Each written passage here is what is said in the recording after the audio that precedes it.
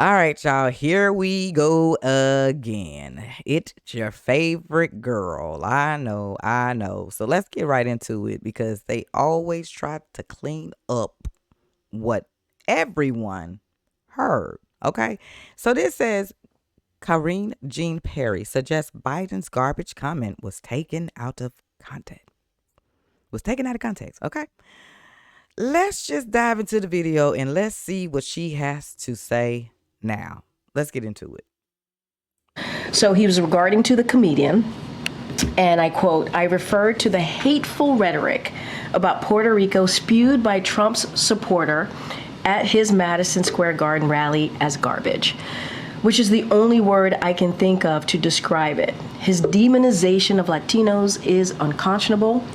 That's all I meant to say. The comments at the rally don't reflect who we are as a nation." And to your question, I gotta pause it right here at 29 seconds, y'all. Now, come on, let's be real. We heard it. He said Trump supporters are garbage. If that was the case, then why did he not mention the comedian's name? No, you threw half of the world and said it was garbage. Trump supporters was garbage. I heard it. Y'all heard it. We all heard it. Ain't no cleaning it up. your other question that you asked, no, he does not view Trump supporters or anybody who supports Trump as garbage. That is not what he views. If the president has said this for more than 3 years now, he has said multiple times that he is a president for all. It doesn't matter if you live in a red state. It doesn't matter if you live in a blue state. He has said this himself. I have said it on his behalf. He believes that he's a president for all. And it doesn't matter who you voted for. It doesn't matter if you voted for him or not. He's a president for all. But hateful rhetoric that he hears, and this is something that we've done many times from here, we will call that out. We will call that out, and that's what the president said. Does he have any regret for not being more, his language was not specific. It came out, if you were listening to that video. I was in the room, Amr, I was in the room. I'm sure, but if you were listening, but if you were any sort of normal person listening to that video or looking at the clips online, you could come to the conclusion that he was calling, at minimum, this one man garbage, or not, if not all Trump supporters garbage. Does he regret not being more precise with his language? And does he also? I'm waiting for the question to end, but keep going. And I apologize. Yeah, the second part of that is, does he have any regret for how this has shadowed Vice President Harris's campaign? So a couple of things there, because there's a lot that you laid out. Look, the president wanted to clarify because he understood that what he may have said he understood that what he was saying was being taken out of context. So he wanted to be very, very clear. Stop it. Like, stop the cleanup. Stop it right now. And I'm glad that you have reporters like that like to kneel and nail the questions, because that is what it's all about. Like, come on. Do you hear yourself? Like, there's no going around that. And that's the thing. That's the thing that I don't like, is because they play you like you are a fool. They play you and try to do these mind games as if you didn't hear or see what we all seen and heard. We heard it. There's no, it just irritates my soul. I promise y'all. See, it's y'all fault for waking me up. Because like I say, once you're able to see, you cannot unsee it. You can't. And then you can start to just see the BS. You can just see it clear. It's like, it make sense. There's no way of trying to clean this up. We know what we heard. We saw what we saw. And that's just it. Just say he had a moment. He was upset because, as they stated, he was banned from that particular rally, and he felt some way. So he said what he said, and that's it. About what he was trying to say.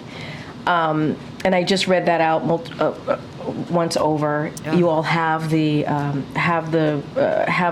tweet, or the statement that's on X. If you want to read it right now, feel free to do so. And he was talking about hateful rhetoric, and we've called out hateful rhetoric from here. We have. Obviously, this hateful rhetoric was about a particular community. a community that the Puerto Rican community, they are Americans. This is a community that he respects, and he wanted to make sure he called that out. And hateful rhetoric should be called out. It should be. But at the same time, the president is a president for all. He will continue to do so. He will continue to serve for everyone. I want to step back for a second because I think this is really important. Yesterday, we went to Baltimore, Maryland. He announced a $3 billion project in Baltimore. That $3 billion project is going to help 27 states. 11 of those states have Republican governors. This is what this president cares about: making sure that people who are in need get the assistance that they need. Right? He talked about port infrastructure, and we went to Baltimore. Obviously, we know what happened a couple of months ago with one of the bridges there. $147 million for Maryland in particular. But just think about it: 27 states, 11 states are Republican governors. And we're talking about the Inflation Reduction Act, which only Democrats voted for. Republicans didn't vote for that. Republicans tried to repeal that. Let's not forget what the speaker said yesterday about ACA, wanted to repeal ACA, which would hurt millions of Americans. And so that... Stop it. Here we go pointing the finger. Like, why does it always have to come down to this? Like, it's so hard to watch this, you know what I'm saying? And because it's like you gonna get the same thing every single time. For once, can we get something original? Can we get something real? Like, yeah, we're gonna chop it up towards the end because I just can't. That's what the president wants to focus on, which is why he wanted to make sure he clarified what he said. But if there is hateful rhetoric that is being said about communities, Americans, communities across this country, he's going to speak out about it. And it's not the first time that he's done so. Hey everyone, I'm Emily Campagno. Catch me and my co-hosts Harris Faulkner and Kaylee McEnany on Outnumbered every weekday at 12 p.m. Eastern, or set your DVR. Also, don't forget to subscribe to the Fox News YouTube page for daily highlights. Okay, y'all. So again, very irritating because it's like, come on.